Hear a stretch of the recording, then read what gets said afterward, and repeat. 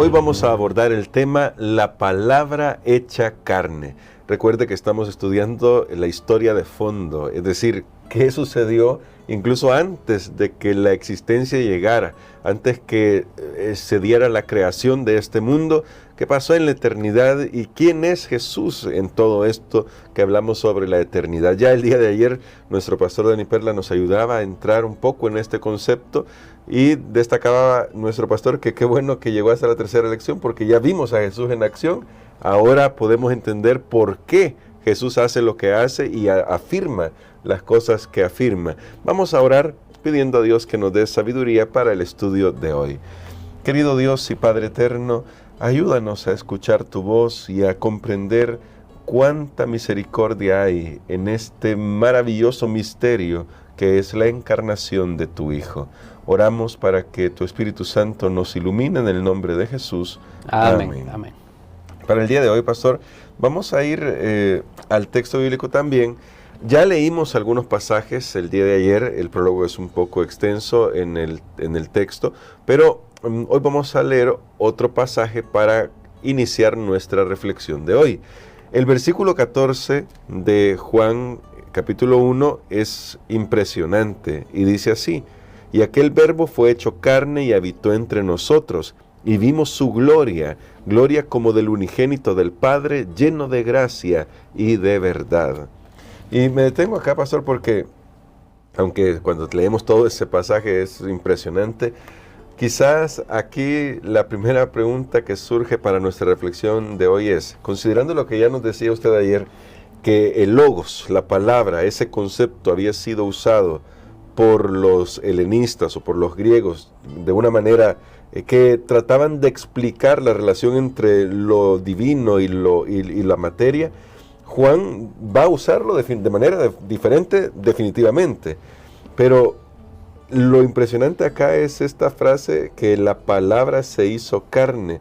¿Qué implicaciones tiene? Y por qué este misterio, que Pablo lo llama así, este misterio es tan importante a la hora de abordar la obra de Jesús en favor nuestro.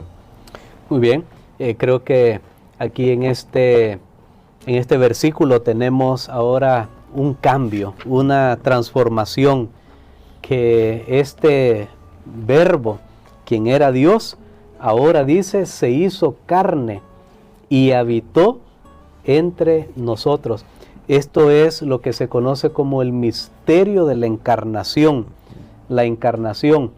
que es Dios haciéndose hombre. Cristo era Dios desde la eternidad y eso tiene que quedar claro. Amén. Si algunas cosas en explicación, pues tal vez las palabras humanas no son lo suficientemente dichas, pero creo que esto sí nos alcanza para decirlo. Cristo es Dios desde la eternidad, no puede ser menos, porque de hecho es lo que vamos a ver en este momento.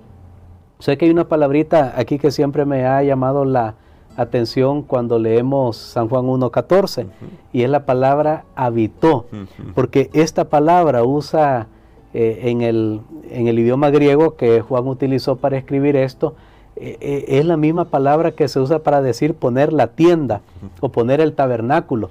Nosotros sabemos que el pueblo de Israel por años mantuvo, desde que salieron de Egipto y estaban en su peregrinaje en el desierto, mantuvieron una tienda, un tabernáculo, el santuario, lo que nosotros llamamos, lo que se llama también en la Biblia el santuario. Dios le había dicho, harán un santuario para mí. Así es. Y entonces lo que está diciendo ahora Juan es que hoy hay alguien superior al santuario, pero que tiene el mismo propósito. Sí. Porque recordemos ahí en Éxodo se decía, harán un santuario para mí y habitaré en medio de ellos.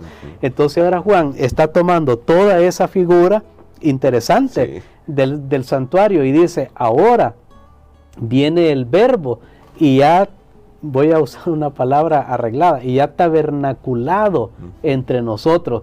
Ahora está poniendo su tienda aquí con nosotros, pero que no piensen que su gloria es menor. Recordemos que en el santuario se manifestaba la famosa Shekinah, que era la gloria, era la presencia de Dios, y es bien realmente alentador saber que también esa palabra tabernáculo es una palabra que nos hace ver que la gloria de Dios está entre nosotros. O sea que Jesús trae la gloria de Dios aquí a la tierra. Eso es lo que Juan realmente está diciendo para nosotros acá.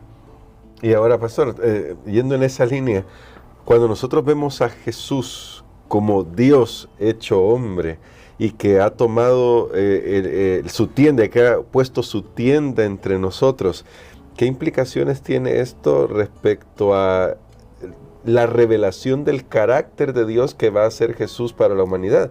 Considerando que, tomando las ideas que ya usted planteaba ayer, los helenistas o los griegos pensaban que la materia era mala, por lo tanto Dios no podría involucrarse, o lo divino no podría involucrarse con la materia, y Satanás ha engañado a la humanidad, y ha engañado a la humanidad para hacer creer que Dios es un Dios tiránico, un Dios que es malvado en su esencia.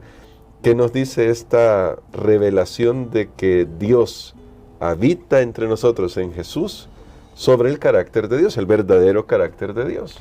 Bueno, siendo que quien está viniendo a la tierra en la persona de Jesús es Dios mismo, entonces por eso es que viene aquí estas palabras, cuando nos dice, si nosotros vamos a ver, para poner aquí algunos ejemplos, veamos lo que dice el versículo número 16, que ya lo había expresado esta palabrita, pero quiero hacer énfasis. Dice, porque de su plenitud tomamos todos y gracia sobre gracia. Muy bien, ahora noten, la gracia es posible.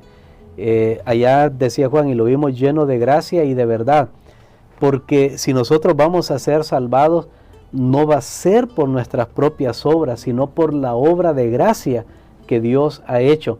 Por eso es que menciona más adelante, si el siguiente texto, el 17, habla de la ley y Moisés. Dice así, pues la ley por medio de Moisés fue dada, pero la gracia y la verdad vinieron por medio de Jesucristo. Muy bien, notemos nuevamente entonces que en el Antiguo Testamento se hablaba de todo esto, la gracia de Dios, la verdad, eran como ideas abstractas, pero ahora Juan dice, es una persona.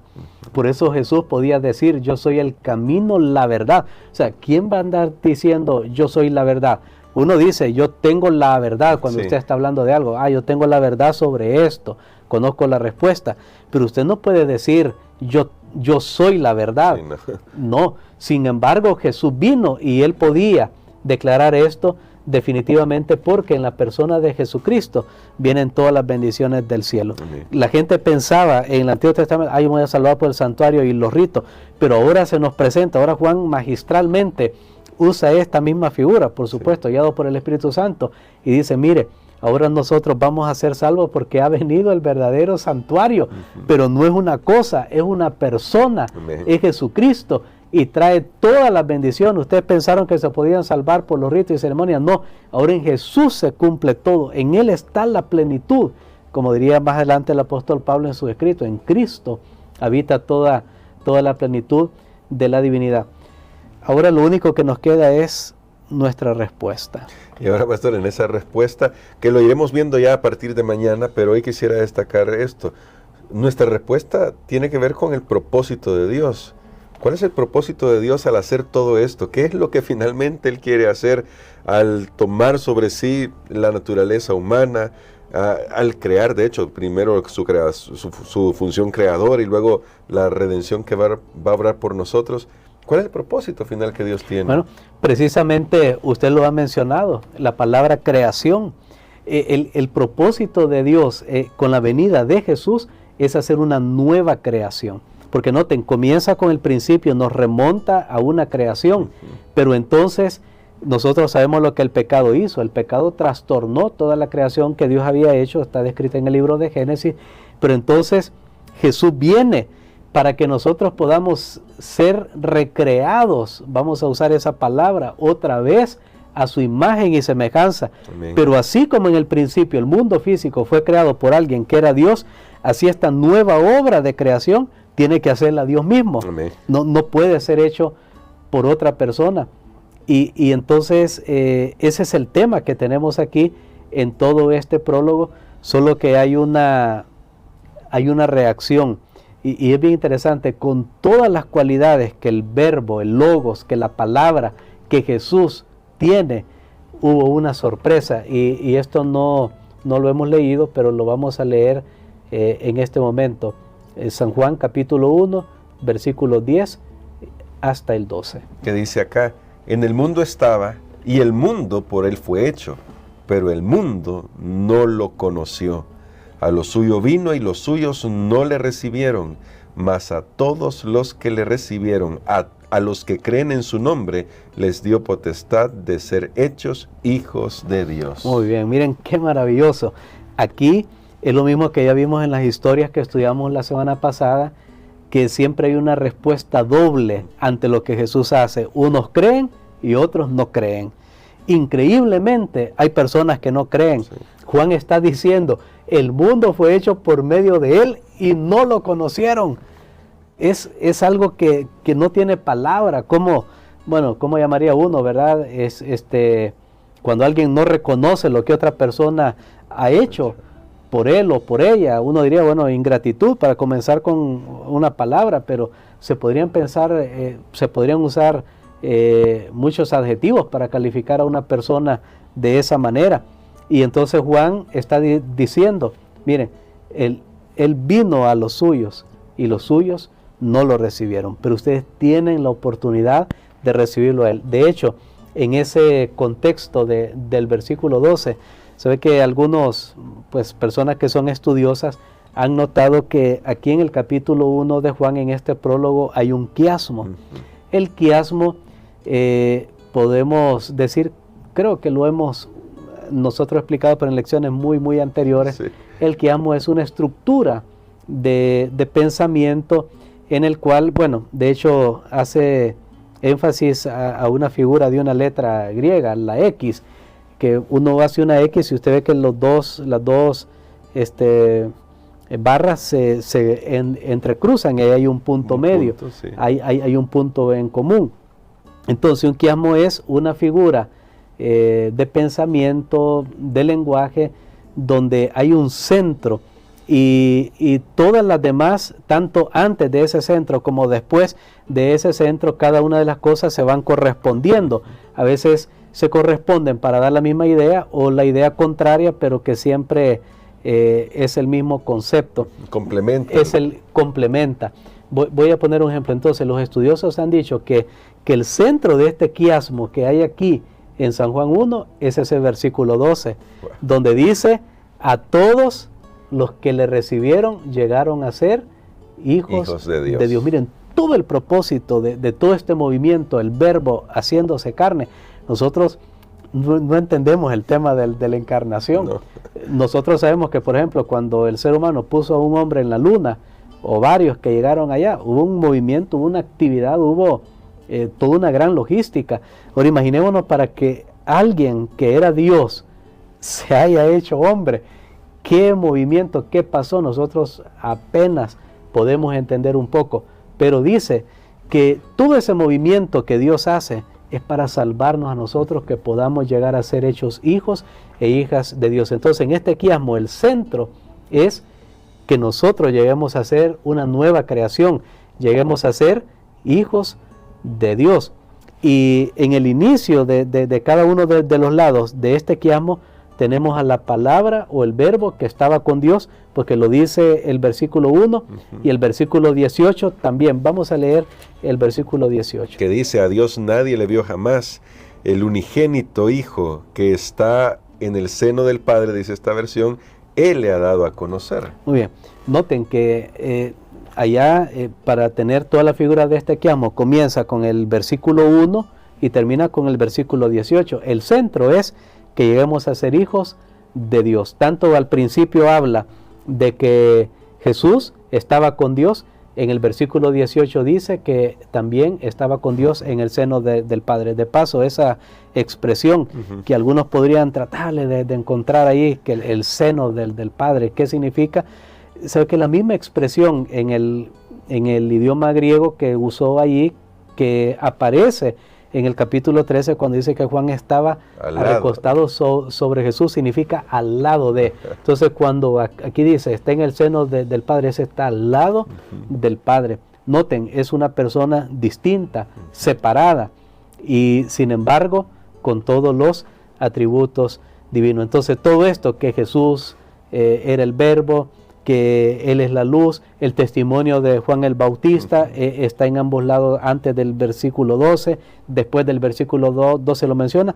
Todo esto complementa el quiasmo, pero el punto es que los eruditos que han estudiado esto han notado que el centro de toda esta actividad del Verbo es por amor a nosotros. Amén. Para que lleguemos a ser hijos de Dios. Amén. Entonces, pastor, solo puedo pedirle que ore por nosotros para que podamos tomar la decisión, porque ese es el deseo de Dios. Dios desea que seamos sus hijos, y dice a todos los que creen en su nombre.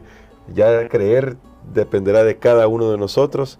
Ore para que podamos tomar la mejor decisión, que es justamente poner nuestra fe en Jesús. Amén. Padre, te damos gracias, Señor, por esta lección extraordinaria. Cuán humildes, cuán pequeños nos sentimos al pensar que el Creador de todo vino a este pequeño y oscuro mundo y anduvo como un humano entre nosotros para manifestarnos tu amor, tu gracia, tu verdad, tu bondad, tu salvación. Señor, ayúdanos para que nuestros corazones puedan derretirse ante tal manifestación de amor y aceptar y creer y no rechazar como muchos lo hacen o lo han hecho en el pasado. Gracias porque tú estás dispuesto a ayudarnos para que en nuestra vida operen todos los principios de una nueva creación. En el nombre de Jesús. Amén.